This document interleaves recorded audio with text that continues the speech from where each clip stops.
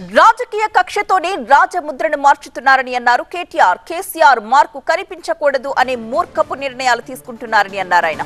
తెలంగాణ చారిత్రక చిహ్నాల్ని ఎలా తొలగిస్తారని ప్రశ్నించారు కేటీఆర్. లోగోలో చార్మినార్ ని తొలగించడం అంటే హైదరాబాద్ ని అవమానించడమే అన్నారు. కాంగ్రెస్ ప్రభుత్వం కుట్రపూరితంగా వ్యవహరిస్తోందన్నారు కేటీఆర్. తెలంగాణ చిహ్నం మార్పుపై రాష్ట్ర వ్యాప్తంగా ఆందోళనలు చేస్తోంది బీఆర్ఎస్. హైదరాబాద్ చార్మినార్ దగ్గర నిరసనలో పాల్గొన్నారు BRS working president KTR. Congress ప్రభుత్వం కుట్రపూరితంగా వ్యవహరిస్తోందన్నారు. ఉద్దేశపూర్వకంగానే రాజముద్రను సర్కార్ మారుస్తోందన్నారు. కేసీఆర్ పేరు వినిపించకూడదు అన్నట్టుగా కుట్ర చేస్తున్నారని ఆరోపించారు. తెలంగాణ చారిత్రక కట్టడాలైన చార్మినార్, కాకతీయుల కళాతోరణాన్ని లోగోలో ఎలా తొలగిస్తారని ప్రశ్నించారు కేటీఆర్. రాజకీయ కక్షతోనే రాజముద్రను మారుస్తూ మూర్ఖపు నిర్ణయాలు తీసుకుంటున్నారంటూ విమర్శించారు. తెలంగాణ రాజముద్ర మార్పుపై కేటీఆర్ ఇంకా ఏమన్నారు? మా చీఫ్ రిపోర్టర్ రాకేష్ అందిస్తారు. బీఆర్ఎస్ వర్కింగ్ ప్రెసిడెంట్ మాజీ మంత్రి కేటీఆర్ మనతో ఉన్నారు. రాజముద్ర నుంచి రాచరిక చిహ్నాలు తీసి ప్రజలకు సంబంధించినటువంటి, రైతులకు సంబంధించినటువంటి, అమరవీరులకు సంబంధించినటువంటి చిహ్నాలకు స్థానం కల్పించామని కాంగ్రెస్ చెప్తుంది. కొంతమంది మూర్ఖులు తెలంగాణ ఉద్యమంలో ఎన్నడూ కనబడని కానరాని మూర్ఖులు, ఆనాడు తెలంగాణ వాదుల మీదకి, తెలంగాణ ప్రజల మీదకి తుపాకులు తీసుకొని యుద్ధానికి బయలుదేరిన మూర్ఖులు ఇవాళ జాక్పాట్ తలికి ముఖ్యమంత్రి అయ్యారు. అప్పుడప్పుడు ఇట్లాంటి అర్బక్కలకు కూడా అవకాశాలు వస్తాయి. వచ్చిన తర్వాత ఆయనకి ఇవాళ ఏమనిపిస్తుందంటే, బలిదేవతగా ఆనాడు ఆయన అభివర్ణించిన సోనియా గాంధీ గారు ఇవాళ కాళికా దేవతలా కనబడుతున్నది.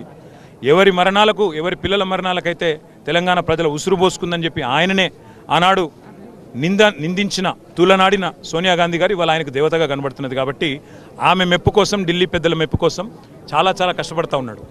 ఇవాళ చార్మినార్ను రాచరికపు పోకడలకు చిహ్నంగా ఎవరైనా అభివర్ణిస్తే, లేదా కాకతీయుల కళాతోరణాన్ని కూడా రాచరిక పోకడలకు చిహ్నంగా ఎవరైనా అభివర్ణిస్తే ఆయనకు సంస్కృతి తెలియదు, చరిత్ర తెలియని మూర్ఖుడని ప్రజలు అనుకుంటారు తప్ప ఇంకోటి కాదు. ఎందుకంటే కాకతీయుల వారసత్వాన్ని ఆనాడే ఎన్టీ రామారావు గారు గొప్పగా గుర్తించి ట్యాంక్ బండ్ మీద కూడా రెండు వైపులా కాకతీయ కళాతోరణాన్ని మహనీయుల విగ్రహాలతో పాటు పెట్టించినవాడు ఎన్టీ రామారావు గారు.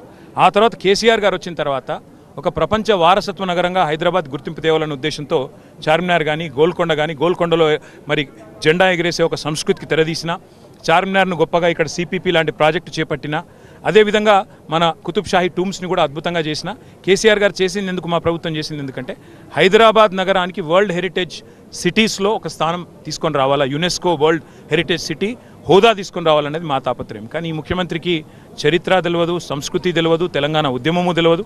ఒకటే తెలుసు, రాజకీయం తెలుసు, ఢిల్లీ పెద్దలు చెప్పినట్టు తలూపడం చెప్తా ఇంకోటి తెలియదు. అందుకే ఆయన ఏమనుకున్నా ఒకటి మాత్రం వాస్తవం, అమరవీరుల స్తూపాన్ని రాజముద్రలో పెట్టినంత మాత్రాన కాంగ్రెస్ పార్టీ వల్ల అమరులైన తల్లిదండ్రులు సంతోషపడరు. కాంగ్రెస్ పార్టీయే బలిదేవత అని మీరు ఎవరినైతే చెప్పినారో ముఖ్యమంత్రి రేవంత్ రెడ్డి, బలిదేవత అని నువ్వు చెప్పిన సోనియా గాంధీ రేపటి రోజున ఎన్ని కొత్త కార్యక్రమాలు తీసుకున్నా ప్రజలు మర్చిపోని విషయం ఏంటంటే, వేలాది మంది తెలంగాణ బిడ్డల మరణానికి కారణం, వాళ్ళ మృతులకు కారణమైన కాంగ్రెస్ పార్టీని ప్రజలు క్షమించరు. మీరు ఎన్ని కథలు పడ్డా వాస్తవాలుగానే ఉంటాయి. సోనియా గాంధీని ఇప్పుడు విమర్శిస్తున్నారు. తెలంగాణ వచ్చిన తర్వాత మొదటి అసెంబ్లీలో ఆమెకు ఒక కృతజ్ఞత తీర్మానం కూడా ఇదే బీఆర్ఎస్ పార్టీ ప్రవేశపెట్టింది, ఆమెను ప్రైజ్ చేసింది. ఆమె తెలంగాణ రావడానికి కారణం అన్నట్టుగా ఆ రోజు మాట్లాడారు. సోనియా గాంధీని బలిదేవత అన్నది నేను కాదు, రేవంత్ రెడ్డి గారు.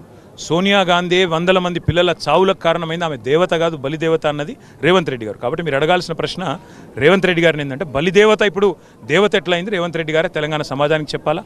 ఎవరైతే చంపారో వాళ్ళే ఇవాళ అమరవీరుల గురించి మాట్లాడడం అంటే హంతకులే సంతాపం చెప్పినట్టు చాలా దరిద్రంగా ఉంటుంది. కాబట్టి రేవంత్ రెడ్డి గారు తన ఆలోచనను విరమించుకొని తెలంగాణ కుదిరితే ఉన్న 4 మంచి పనులు చేయండి.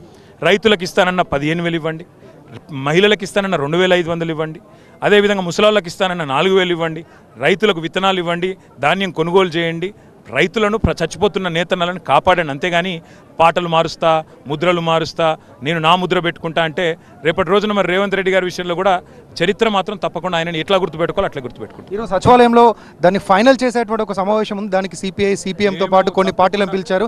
మీకు ఆహ్వానం వచ్చిందా? పిలిచారు? తప్పకుండా తెలంగాణ ప్రజల పక్షాన ప్రజాక్షేత్రంలో పోరాటాన్ని కొనసాగిస్తాం, న్యాయ పోరాటం కూడా కొనసాగిస్తాం.